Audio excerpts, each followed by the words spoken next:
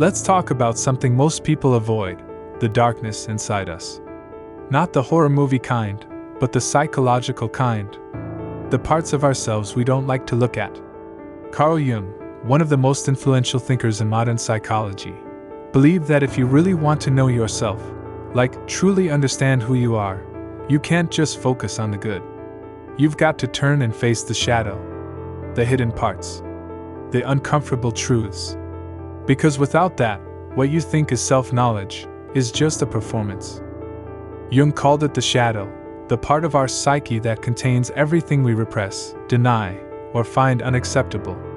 Think jealousy, anger, fear, selfishness, even secret desires.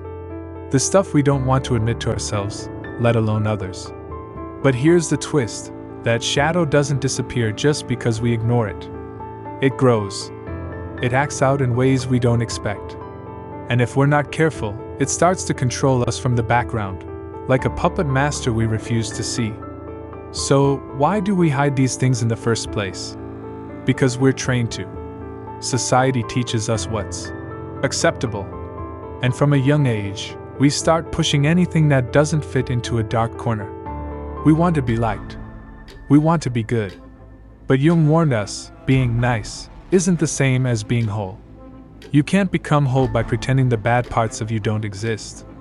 Integration, not suppression, is the path forward. This is where the idea of individuation comes in.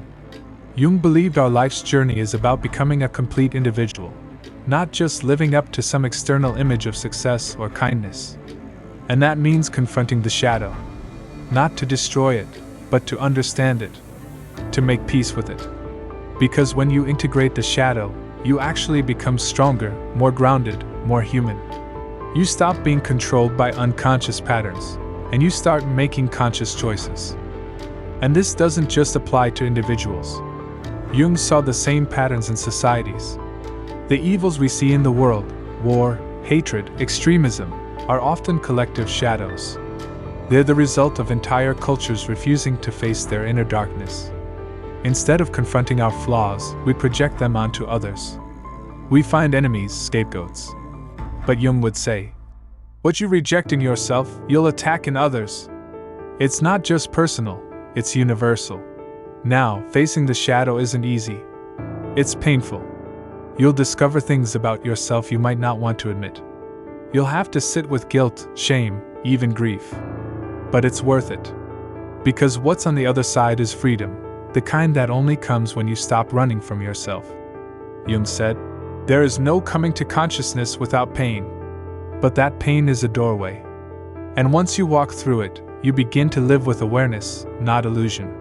And here's the wild part: your shadow doesn't just contain the bad stuff. It also contains hidden potential, creativity, intuition, confidence, even power. Things you were too afraid to own. Things you buried because they didn't fit the role you were expected to play. When you face the shadow, you don't just confront your darkness, you reclaim your light. You stop playing small. You find your authentic self, the one you've been hiding from the world. That's why Jung's work still resonates today. In a world obsessed with image and surface-level success, his message cuts deep. Real growth begins when the mask comes off. When we're brave enough to ask, what am I hiding from? And when we're honest enough to listen to the answer. This isn't about being perfect. It's about being whole. And that wholeness only comes when you stop rejecting parts of yourself. So what does it look like to begin that journey? It might mean journaling your darker thoughts instead of pretending they don't exist. It might mean going to therapy, or having honest conversations you've been avoiding. It might mean sitting in silence and listening to what your inner world is trying to say. But however it starts with courage. The courage to go inward, even when it's uncomfortable. Jung's legacy isn't just theory, it's a call to action. In the end, Jung's message is simple but powerful. You are not just the parts of you that you like. You are the sum of everything you've experienced, light and shadow alike. And the more you embrace all of it, the more real, grounded, and alive you become. Self-understanding doesn't come from pretending to be good. It comes from facing what's real, even if it scares you. Especially if it scares you.